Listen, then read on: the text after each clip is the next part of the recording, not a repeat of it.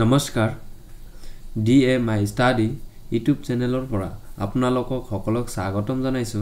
এই ভিডিঅ'টোত আজি আমি আলোচনা কৰিম অসমৰ ভূগোলৰ ওপৰত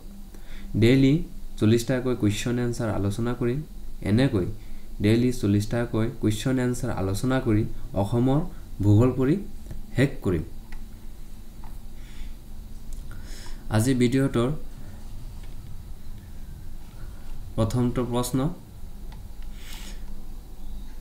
কোনখন ঠাইক অসমীয়া নৱবৈষ্ণৱ সংস্কৃতৰ কেন্দ্ৰস্থল বুলি জনা যায় অসমৰ কোনখন ঠাইত অসমীয়া নৱবৈষ্ণৱ সংস্কৃতৰ কেন্দ্ৰস্থল বুলি জনা যায় মাজুলী জিলাক অসমীয়া নৱবৈষ্ণৱ সংস্কৃতৰ কেন্দ্ৰস্থল বুলি জনা যায় তাৰ পিছৰটো question Assam Rhino Day is observed on which date? Assam গড় দিৱস কেতিয়া উদযাপন কৰা হয় অসমত গড় দিৱস কেতিয়া উদযাপন কৰা হয় 22 ছেপ্টেম্বৰ 22 ছেপ্টেম্বৰত অসমৰ গড় দিৱস উদযাপন কৰা হয় তাৰ পিছৰটো question The percentage of population living in rural area of Assam according to 2011 census is 2011 চনৰ লোকপিয়ল অনুসৰি গাঁও অঞ্চলৰ বসবাস কৰা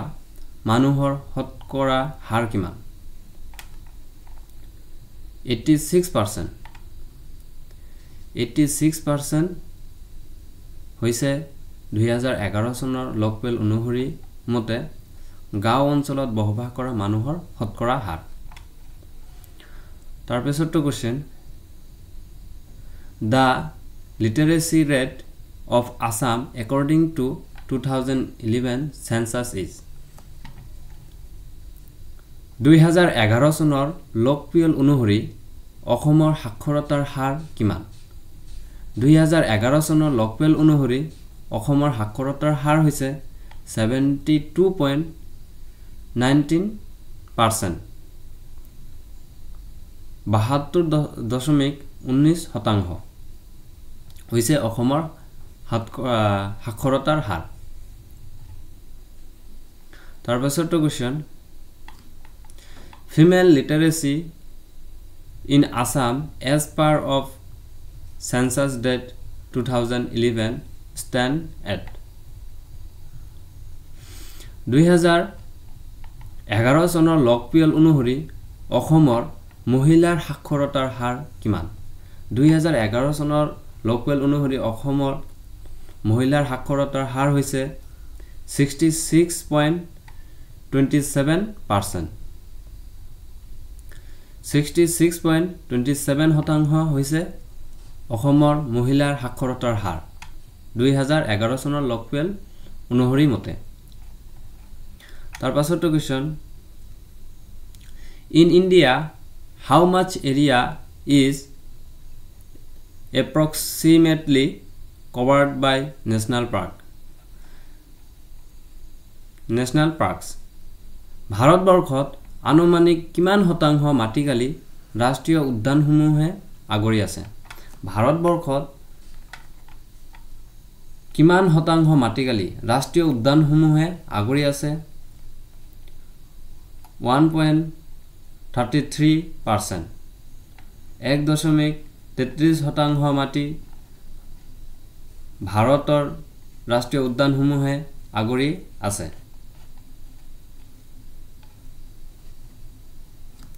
Which respect of the number of national parks in the state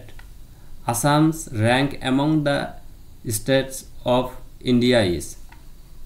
এখন ৰাজ্যত থকা ৰাষ্ট্ৰীয় উদ্যানসমূহৰ হিচাপত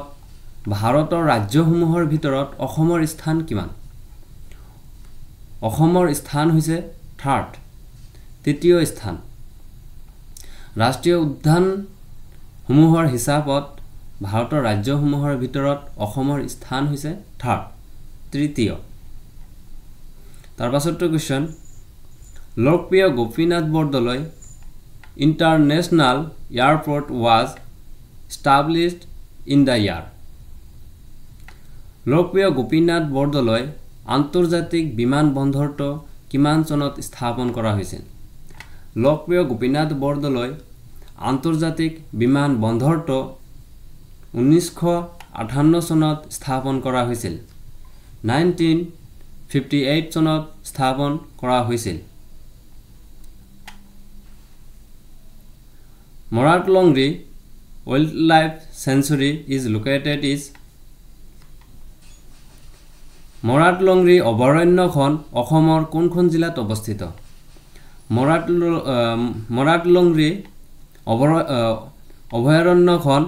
কাৰ্বি আংলং জিলাত অৱস্থিত কাৰ্বি আংলং জিলাত অৱস্থিত তাৰ পিছত in which district of Assam Numaligarh refinery is situated Numaligarh তেল শোধনাগাৰ অসমৰ কোনখন জিলাত অৱস্থিত নুমলীগড় তেল শোধনাগাৰ অসমৰ গোলাঘাট জিলাত অৱস্থিত গোলাঘাট জিলাত নুমলীগড় তেল শোধনাগাৰ অৱস্থিত অসমৰ চতুৰ্থটো তেল শোধনাগাৰ কোনটো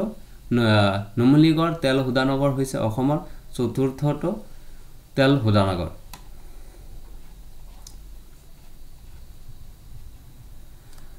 তাৰ পিছৰটো question which two places have been connected by Bhupen Hazarika Bridge Bhupen Hazarika হেতুৱে বা ভূপেন হাজৰিকা দলং কোন কেইখন ঠাইক সংলগ্ন কৰিছে ভূপেন হাজৰিকা হেতুৱে ধলা আৰু হুদিয়া নামৰ দুইখন ঠাইক সংলগ্ন কৰিছে সেই কাৰণে ভূপেন হাজৰিকা হেতুক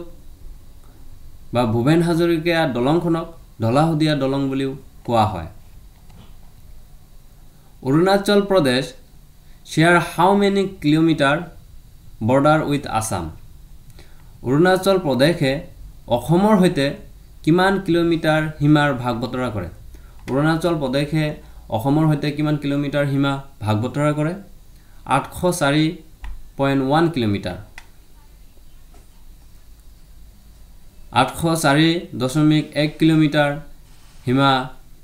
ভাগ বতৰা কৰে অসমৰ লগত 804.1 কিলোমিটাৰ সীমা ভাগ বতৰা কৰে Who among the following is known as the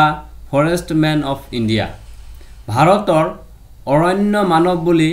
কাক কোৱা হয় ভাৰতৰ অৰণ্য মানৱ বুলি কাক কোৱা হয় যাদৱ পায়েংক ভাৰতৰ অৰণ্য মানৱ বুলি কোৱা হয় How many districts of Assam share international border with Bhutan ভাৰতৰ কিমানখন জিলাই ভূটানৰ হৈতে আন্তঃৰাষ্ট্ৰীয় সীমাৰেখাৰ ভাগ বতৰা কৰে অসমৰ কিমানখন জিলাই ভূটানৰ হৈতে আন্তঃৰাষ্ট্ৰীয় সীমাৰেখাৰ ভাগ বতৰা কৰে অসমৰ কিমানখন জিলাই 5খন জিলাই অসমৰ 5খন জিলাই ভূটানৰ হৈতে আন্তঃৰাষ্ট্ৰীয় সীমাৰেখাৰ ভাগ বতৰা কৰে সেই জিলা কেইখন হৈছে কোকৰাঝাৰ চিৰাং বাক্সা তামুলপুৰ আৰু Udalguri Assam share its longest boundary with which of the following Indian state অসমে ভাৰতৰ কোনখন ৰাজ্যৰ হৈতে আটাইতকৈ দীঘলীয়া সীমাৰেখাৰ ভাগ বতৰা কৰে অসমে ভাৰতৰ কোনখন ৰাজ্যৰ হৈতে আটাইতকৈ দীঘলীয়া সীমাৰেখাৰ ভাগ বতৰা কৰে মেঘালয়ৰ লগত আটাইতকৈ মেঘালয় ৰাজ্যৰ লগত অসমে আটাইতকৈ দীঘলীয়া সীমাৰেখাৰ ভাগ বতৰা কৰে আৰু মেঘালয়ৰ লগে অসমে 884 কিলোমিটাৰ সীমা ভাগ বতৰা কৰে সীমাৰেখাৰ ভাগ বতৰা কৰে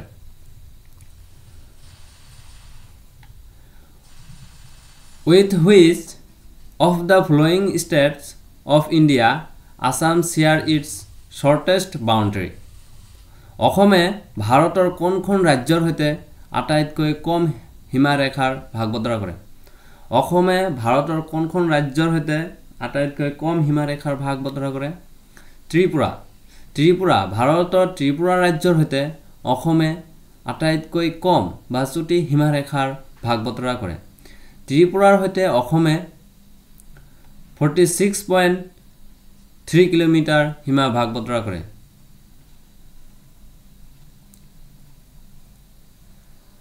Assam is known of the production of অসমক কিহৰ উৎপাদনৰ কাৰণে জনা যায় অসমক কিহৰ উৎপাদনৰ কাৰণে জনা যায় ব্ল্যাক টি কলা চাহৰ উৎপাদনৰ কাৰণে জনা যায় Which river in Assam is famous for river dolphins নদীত থকা ডলফিনৰ কাৰণে অসমৰ কোনখন নদী বিখ্যাত নদীত থকা ডলফিনৰ কাৰণে অসমৰ কোনখন নদী বিখ্যাত কুলচি অসমৰ কুলচি নদীৰ ডলফিনৰ কাৰণে অসমৰ কুলচি নদী কি বিখ্যাত আৰু এই কুলচি নদী মেঘালয়ৰ পৰা আহি কামৰূপ জিলাৰ বৈ গৈছে মেঘালয় ৰাজ্যৰ পৰা বৈ আহি কামৰূপ জিলাত বৈ গৈছে তাৰ পিছৰটো question pink granite has been discovered in which hills of Goalpara district গোলাপী গ্ৰেনাইট গোৱালপাৰা জিলাৰ কোন পাহাৰত আৱিষ্কাৰ কৰা হৈছিল গোলাপী গ্ৰেনাইট গোৱালপাৰা জিলাৰ কোন পাহাৰত আৱিষ্কাৰ কৰা হৈছিল অজগৰ হিলছ বা অজগৰ পাহাৰত গোলাপী গ্ৰেনাইট অজগৰ পাহাৰত আৱিষ্কাৰ কৰা হৈছিল গোৱালপাৰা জিলাৰ অজগৰ পাহাৰত আৱিষ্কাৰ কৰা হৈছিল Which is the 7th national park in Assam অসমৰ সপ্তমখন ৰাষ্ট্ৰীয় উদ্যানৰ নাম কি ৰাষ্ট্ৰীয় উদ্যানৰ নাম কি অসমৰ সপ্তমখন ৰাষ্ট্ৰীয় উদ্যানৰ নাম হৈছে দিহিং পাটকাই নেশ্যনেল পাৰ্ক দিহিং পাটকাই ৰাষ্ট্ৰীয় উদ্যান হৈছে অসমৰ সপ্তমখন ৰাষ্ট্ৰীয় উদ্যান আৰু এই দিহিং পাটকাই ৰাষ্ট্ৰীয় উদ্যানক 9 জুন 2021 চনত ৰাষ্ট্ৰীয় উদ্যান হিচাপে ঘোষণা কৰা হৈছিল How many oil refineries are there in Assam অসমত কিমানটা তেল শোধনাগাৰ আছে অসমত কিমানটা তেল শোধনাগাৰ আছে 4টা তেল শোধনাগাৰ আছে এই 4টা তেল শোধনাগাৰ ক্ৰমে হৈছে ডিগবৈ তেল শোধনাগাৰ তাৰ পিছত আছে আপোনাৰ মঙাইগাঁও তেল শোধনাগাৰ নুনমাটি তেল শোধনাগাৰ নুমলীগড় তেল শোধনাগাৰ আৰু এই তেল শোধনাগাৰ অসমৰ কোনখন জিলাত অৱস্থিত আপোনালোকে পঢ়িব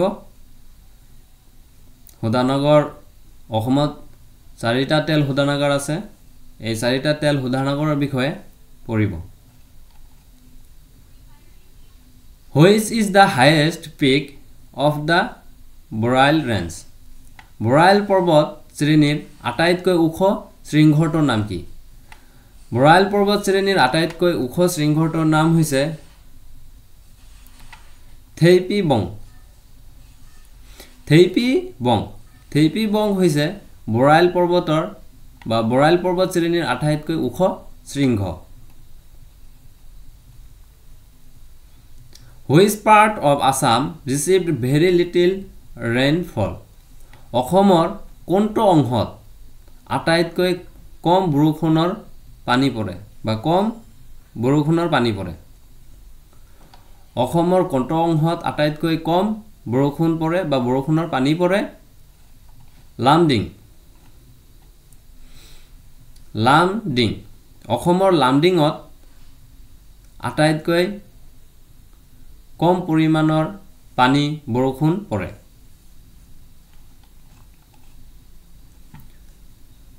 Which is the last north bank tributary of Brahmaputra within Assam? অসমৰ ভিতৰত উত্তৰ ফালে বৈ যোৱা ব্ৰহ্মপুত্ৰৰ শেষৰখন উপনদী কি বা শেষৰখন উপনদীখনৰ নাম কি? অসমৰ ভিতৰত উত্তৰ ফালে বৈ যোৱা ব্ৰহ্মপুত্ৰৰ শেষৰখন উপনদীৰ নাম হৈছে সোণকোষ। সোণকোষ সোণকোষ নদীয়ে সোণকোষ উপনদীয়ে ব্ৰহ্মপুত্ৰৰ শেষৰখন উত্তৰ ফালে বৈ যোৱা উপনদী। Which tributary of Brahmaputra is the largest? ব্ৰহ্মপুত্ৰৰ আটাইতকৈ দীঘল উপনদীখনৰ নাম কি? ব্ৰহ্মপুত্ৰৰ আটাইতকৈ দীঘল উপনদীখনৰ নাম হৈছে সোৱণশিৰি। সোৱণশিৰি হৈছে ব্ৰহ্মপুত্ৰৰ আটাইতকৈ দীঘল উপনদী আৰু এই সোৱণশিৰিক অসমক সোণৰ নদী বুলিও কোৱা হয় বা সোৱণশিৰিৰ আন এটা বিখ্যাত নাম হৈছে সোণৰ নদী, গোল্ড ৰিভাৰ। সোণৰ নদী বুলি ক'লে অসমৰ কোনখন নদীক জনা যায় বা অসমৰ কোনখন নদীক সোণৰ নদী বুলি কোৱা হয়? সোৱণশিৰি। সোৱণশিৰিক সোণৰ নদী বুলিও কোৱা হয়। আজিৰ ভিডিঅ'টোৰ শেষৰখন প্ৰশ্ন, Which of the following is the 35th district of Assam? অসমৰ 35তম জিলাখনৰ নাম কি? অসমৰ 35তম জিলাখনৰ নাম হৈছে তামুলপুৰ ডিষ্ট্ৰিক্ট বা তামুলপুৰ জিলা। এই তামুলপুৰ জিলা অসমৰ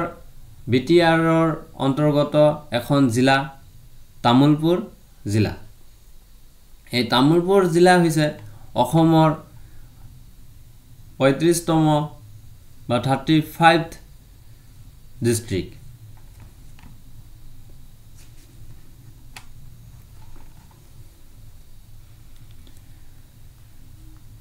ভিডিঅ'টো ভাল লাগিলে চেনেলটো সাবস্ক্ৰাইব কৰি দিব। অতি সোনকালে অধিক ভিডিঅ' আপলোড কৰা হ'ব। যদি এই চেনেলটোৰ বিষয়বস্তু আৰু উপস্থাপন ভাল পাইছে চেনেলটি সাবস্ক্ৰাইব কৰিব বুলি আশা কৰিলোঁ। আপোনালোকৰ বহুমূলীয়া পৰামৰ্শ পাম বুলি আশা কৰিলোঁ। কিবা ভুল দেখা পালে আঙুলিয়াই দিব। ভিডিঅ'টো চোৱাৰ বাবে আপোনালোকক অশেষ ধন্যবাদ।